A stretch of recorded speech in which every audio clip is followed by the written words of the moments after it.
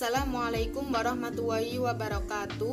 Nama saya Amilatus Solihah dengan NIM 21030966077. Saya di sini akan menjelaskan tentang kalimat efektif. Pengertian kalimat efektif. Kalimat efektif adalah kalimat yang memiliki kemampuan untuk menimbulkan gagasan-gagasan pada pikiran pendengar atau pembaca, seperti gagasan yang ada pada pikiran pembicara atau penulis. Kalimat dikatakan efektif apabila berhasil menyampaikan pesan, gagasan, perasaan, maupun pemberitahuan sesuai dengan maksud si pembicara atau penulis. Kalimat efektif adalah kalimat yang terdiri atas kata-kata yang mempunyai unsur SPOK atau kalimat yang mempunyai ide, gagasan pembicara atau penulis. Selanjutnya yaitu ciri-ciri kalimat efektif.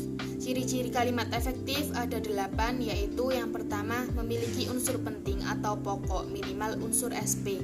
Yang kedua, taat terhadap tata aturan ejaan yang berlaku.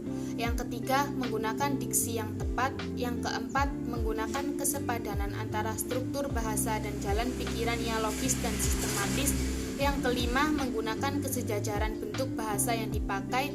Yang keenam, melakukan penekanan ide pokok. Yang ketujuh, mengacu pada kehematan penggunaan kata. Dan yang terakhir, menggunakan variasi struktur kalimat.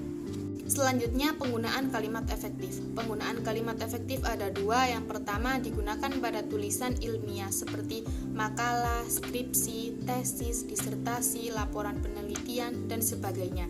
Dan yang kedua, kalimat efektif berbeda dengan kalimat yang dipakai oleh para sastrawan atau wartawan. Selanjutnya adalah syarat-syarat kalimat efektif. Syarat-syarat kalimat efektif itu ada 9. Yang pertama, kelogisan.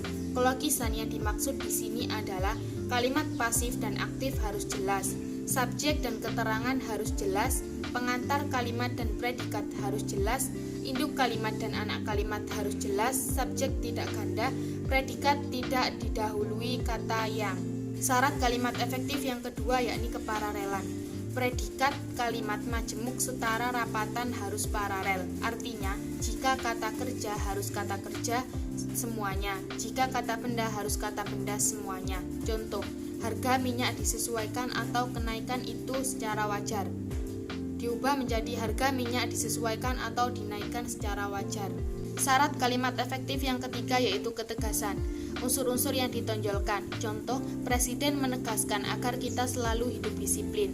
Membuat urutan yang logis, misalnya 1, 2, dan 3, kecil, sedang, dan besar, anak-anak, remaja, dan orang tua, dan seterusnya. Contoh, penggemarnya tidak hanya anak-anak, tetapi juga remaja, orang tua, bahkan kakek-kakek. Syarat kalimat efektif yang keempat yaitu kehematan. Kehematan adalah penggunaan kata-kata secara hemat, tetapi tidak mengurangi makna atau mengubah informasi.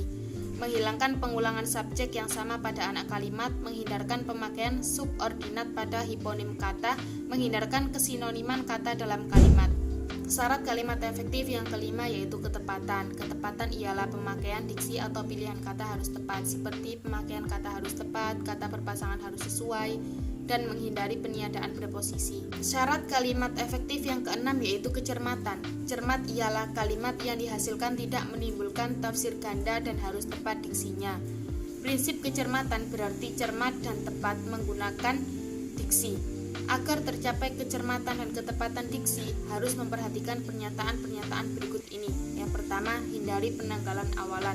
Yang kedua, hindari peluluhan bunyi C. Yang ketiga, hindari bunyi S, P, T, dan K yang tidak luluh. Dan yang keempat, hindari pemakaian kata ambigu. Syarat kalimat efektif yang ketujuh yaitu kepaduan. Kepaduan ialah informasi yang disampaikan itu tidak terpecah-pecah, yaitu 1. Kalimat tidak bertele-tele dan harus sistematis. Yang kedua, kalimat yang padu menggunakan pola aspek agen verbal atau aspek verbal pasien. Yang ketiga, di antara predikat, kata kerja, dan objek penderita tidak disisipkan kata daripada atau tentang. Syarat kalimat efektif yang ke-8 yaitu kesejajaran. Kesejajaran adalah penggunaan bentuk-bentuk yang sama pada kata-kata yang paralel agar kalimat terlihat rapi dan bermakna sama. Kesejajaran dalam kalimat diperlukan. Contoh, maskapai tidak bertanggung jawab terhadap kehilangan dokumen, kerusakan barang, busuknya makanan, dan jika hewan yang diletakkan di dalam bagasi tiba-tiba mati. menjadi maskapai tidak bertanggung jawab terhadap kehilangan dokumen, kerusakan barang, kebusukan makanan, dan kematian hewan. Pada kalimat tersebut, kata busuknya dan mati tidak paralel dengan kata kehilangan dan kerusakan, maka dua kata tersebut disejajarkan menjadi kebusukan dan kematian.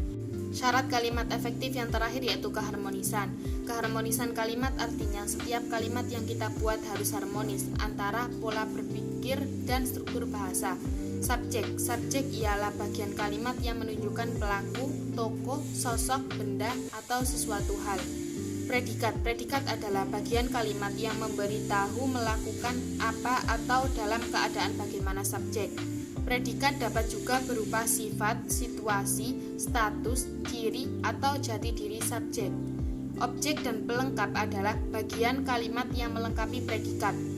Keterangan ialah bagian kalimat yang menerangkan berbagai hal mengenai bagian yang lainnya. Selanjutnya yaitu penerapan kalimat efektif. Penerapan kalimat efektif itu ada 7. Yang pertama, kalimat efektif dan penerapan EYD. EYD merupakan kaidah yang berisi aturan tata tulis bahasa Indonesia yang harus diikuti dalam penulisan kecuali ada pertimbangan khusus seperti masalah hukum, nama diri atau pribadi, keilmuan, misalnya Soekarno dan Universitas Pajajaran. Yang kedua yaitu kalimat efektif dan pilihan kata atau diksi. Diksi adalah pemilihan dan penempatan kata ketika seseorang sedang berbahasa. Kata-kata yang digunakan dalam tulisan dipilih untuk menyampaikan informasi. Kata bersinonim ialah kata yang bentuknya berbeda namun maknanya serupa. Dalam membangun kalimat efektif harus digunakan kata yang tepat. Yang ketiga yaitu kalimat efektif dan kesepadanan serta kesatuan. Kalimat yang lengkap dapat terdiri atas unsur-unsur kalimat yang meliputi subjek, predikat, objek, keterangan, dan pelengkap. Kesepadanan ialah hubungan timbal balik antara subjek dan predikat, antara predikat dan objek, serta dengan keterangan atau pelengkap.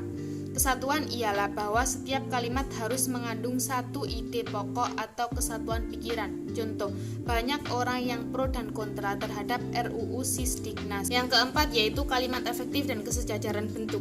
Yang dimaksud kesejajaran di dalam penyusunan kalimat efektif ialah penggunaan bentuk-bentuk bahasa yang sama atau konstruksi bahasa yang sama dan dipakai dalam susunan serial. Frasa disejajarkan dengan frasa, demikian juga kata benda, kata kerja, dan kata sifat disejajarkan dengan kata benda, kata kerja, atau kata sifat. Contoh, penghapusan pangkalan asing dan penarikan kembali tentara imperialis dari bumi Asia Afrika akan mempercepat perwujudan cita-cita segenap bangsa Asia Afrika yang hendak menciptakan masyarakat yang aman, damai, dan makmur. Yang kelima yaitu kalimat efektif dan penekanan ide pokok. 1. Posisi dalam kalimat. Delegasi pemerintah Indonesia dan pimpinan Gerakan Aceh Merdeka atau GAM akhirnya sepakat memulai perundingan tentang perdamaian di Aceh. Pimpinan Gerakan Aceh Merdeka dan delegasi pemerintah Indonesia akhirnya sepakat memulai perundingan tentang perdamaian di Aceh. Akhirnya delegasi pemerintah Indonesia dan pimpinan Gerakan Aceh Merdeka sepakat memulai perundingan tentang perdamaian di Aceh. Perundingan tentang perdamaian di Aceh akhirnya sepakat dimulai oleh delegasi pemerintah Indonesia dan pimpinan Gerakan Aceh Merdeka. 2. Urutan logis. Penderitaan para pengungsi itu susah, sulit, dan tragis. Yang datang saat itu para lurah, camat, dan para bupati seprovinsi Sumatera Selatan. 3. Pengulangan kata. Pembangunan dapat dilihat sebagai proses yang rumit dan mempunyai banyak dimensi. Tidak hanya dimensi ekonomi, tetapi juga dimensi politik, dimensi sosial, dan dimensi budaya. Yang keenam yaitu kalimat efektif dan penghematan kata. 1. Penggunaan unsur kalimat. Pemuda itu segera mengubah rencananya setelah dia bertemu dengan pemimpin perusahaan. Hadirin serentak berdiri begitu mereka mengetahui mempelai memasuki ruangan. Diubah menjadi pemuda itu segera mengubah rencananya setelah bertemu dengan pemimpin perusahaan.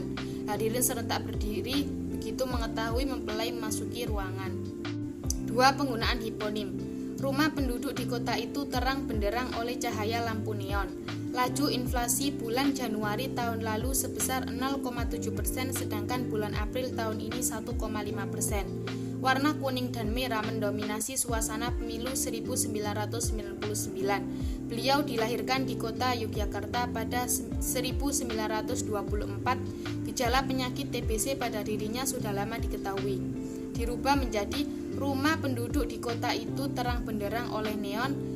Laju inflasi Januari tahun lalu sebesar 0,7%, sedangkan April tahun ini 1,5%. Kuning dan merah mendominasi suasana pemilu 1999. Beliau dilahirkan di Yogyakarta pada 1924. Gejala TBC pada dirinya sudah lama diketahui. Penerapan kalimat efektif yang ketujuh yaitu kalimat efektif dan variasi struktur. 1. Penempatan unsur-unsur kalimat. Kesulitan bernafas dapat diatasi dengan cara pasien terus-menerus diawasi secara ketat di ruang perawatan. Hasrat lain yang mendorong orang mencari uang adalah ingin dipuji. Dari kapal yang besar itu kami turun perlahan. Yang kedua, variasi panjang pendek kalimat.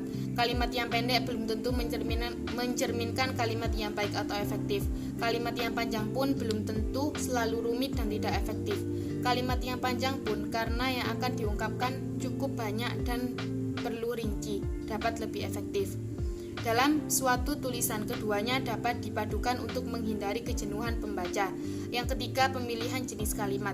Variasi kalimat dapat dilakukan juga dengan memanfaatkan berbagai jenis kalimat yang ada. Ada 3 macam jenis kalimat ditinjau: kalimat berita, kalimat tanya, dan kalimat perintah. Dengan variasi kalimat berita, kalimat tanya, dan kalimat perintah akan menyegarkan tulisan.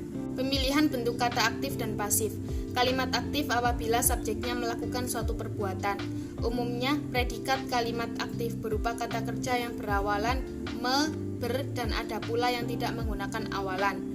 Kalimat pasif apabila subjek kalimat tersebut tidak berperan sebagai pelaku, tetapi sebagai sasaran perbuatan yang dinyatakan oleh predikat. Karya ilmiah umumnya cenderung menggunakan kalimat pasif untuk lebih menunjukkan hasil dari suatu perbuatan daripada pelakunya. Kalimat pasif dapat berciri predikatnya menggunakan imbuhan di dan imbuhan ter.